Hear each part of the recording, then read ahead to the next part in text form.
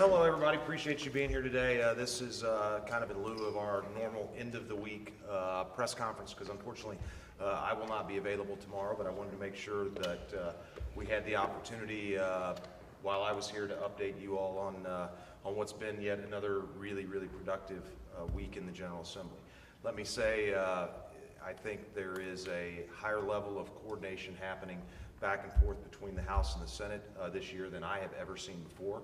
It's leading to really productive results. That is a credit to the leadership over in the Senate, and it's also a credit to the hard work and leadership of the House Majority Floor Leader and the Pro Tem. Obviously, the biggest news of this week is the passage of our state budget. Senator Brown and Representative Fitzpatrick have worked incredibly long hours along with the members of their respective committees to deliver a balanced budget that's balanced without raising new taxes, that funds the priorities for the state. So I'm going to let Representative Fitzpatrick talk a little bit about the success of that budget effort. Yeah, so I think the budget this year, the key takeaway for me is that we, again, focused on funding education. We fully funded the foundation formula for the second year in a row and the second time in history. We prevented further cuts to the higher education institutions in the state and secured a reduction in the amount of tuition increase that students in the state would have to pay as a part of that deal.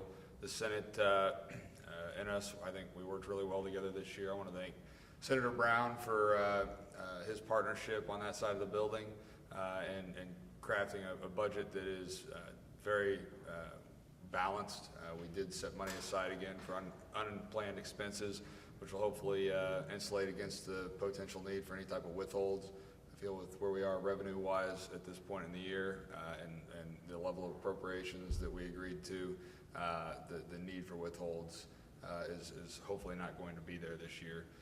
We did secure a raise for state employees. We invested another $62 million in the Missouri Consolidated Healthcare Plan to help stabilize that program after years of what I would consider somewhat of neglect from the Nixon administration, to hopefully shore up their reserves over there to avoid premium increases, and we're still able to set some money aside for pay raise for state employees. So I think all around that, in addition to securing funding, the Senate recommended and we agreed to in conference funding for nursing homes to help offset some of the reductions they experienced last year and help them provide better care to the people who rely on their care.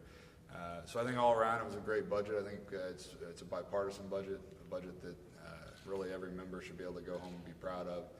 And if there are any questions about it, I'd be happy to answer them. Questions on the budget? Did Planned Parenthood continue to receive funds for family planning services in fiscal year 17 and 18? In fiscal year 17 and 18, I believe they did, not through the Women's Health Program in House Bill 11, but or actually we just moved to House Bill 10, I think. But we have changed the language in the bills this year in a way that will at the very least force that issue to go to court. So I think that the way the bills are written and in discussions with the department, once fiscal year 19 begins, there should be no loophole that would allow abortion providers to have access to funding in House Bills 2010 or 2011. And if that ends up being litigated, then we'll see the outcome of that is. So they are cut off in fiscal year 19? Mm-hmm. Yeah, I mean, the intention was to do that in past years, but unfortunately some of the way the language was written allowed affiliate entities to funnel money through that way. So, Mr. Chairman, you had a discussion on the floor yesterday with Chairman Hanson about corrections officers. If I heard him right, he said there's 500 corrections officers short. What would that pay raise mean for those officers? Well, the raise we agreed to specifically for correction officers combined with the raise for all state employees amounts to over $1,000 increase, which for some of these corrections officers who are making in the high 20s, low 30s per year, I think is significant. And hopefully, it's not going to be, that by itself probably isn't going to be a game changer, but hopefully it'll help reduce turnover and help us with the issue we have with the vacancies in that area. Will the budget be on the governor's desk by 6 o'clock tomorrow? Sorry. Well, I think the Constitution requires that, or basically says that no appropriations bills can be considered by the General Assembly after that point. All the appropriations bills that are going to pass will be passed by the end of the day tomorrow. I think there's still one appropriations bill, House Bill 2019, that's in possession of the Senate, and they'll have until the end of the day tomorrow to pass that.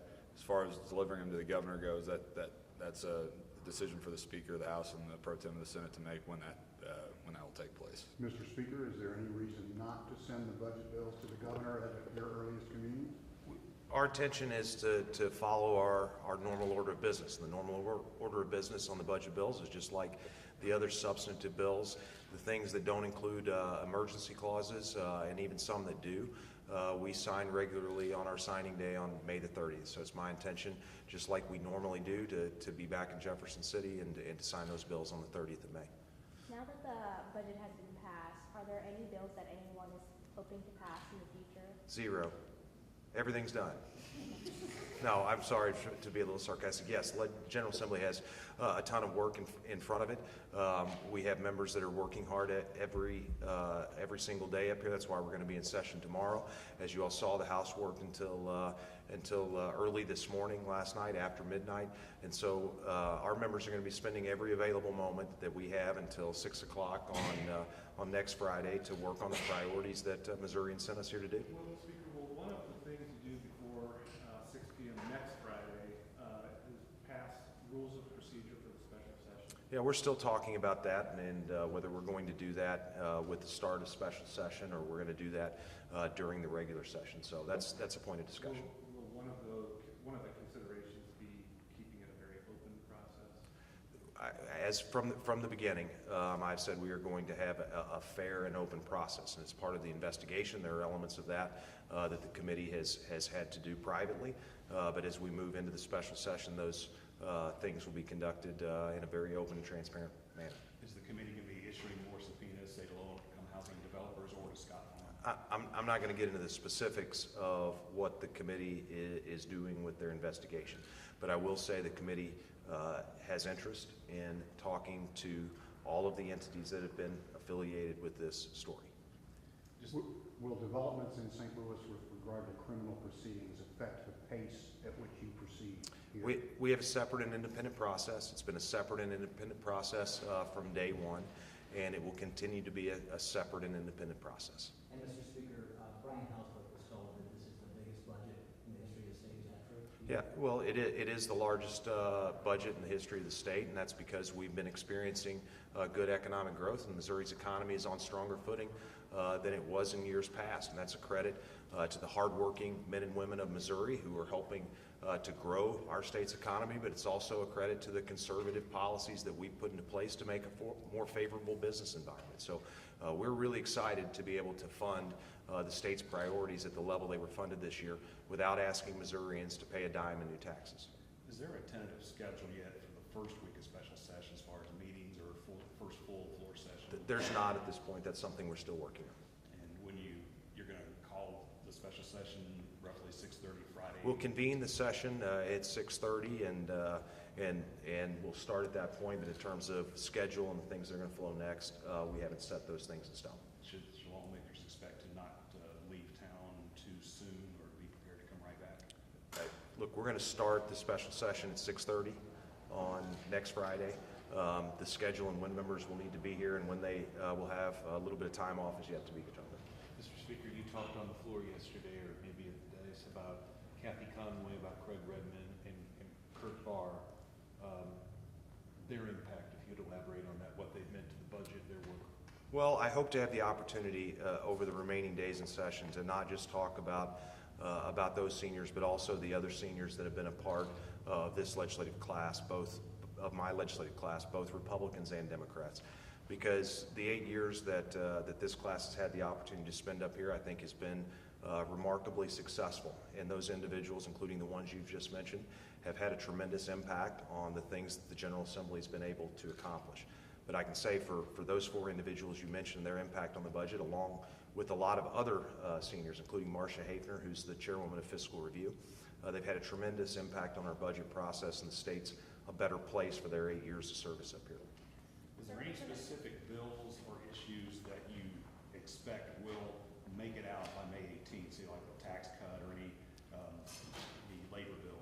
look, this is the time of year where some stuff comes together and some stuff falls apart, so I'm not going to handicap which I think are going to get across the line. We're going to work hard to get all of our priorities across the line, and as we do every year, we'll take stock of it Friday at 6 o'clock and see what we got done. Yes, ma'am. Representative Hahr's bill, tax cut bill is in Senate fiscal review. There's a Senate bill that should be coming up on the House floor pretty soon. Is there still a path forward for a tax reform bill this year? Representative Haahr? I'll remain optimistic until we get to 6 o'clock next Friday. I think we've had very productive discussions with the Senate on both the corporate income or corporate rate and the income rate.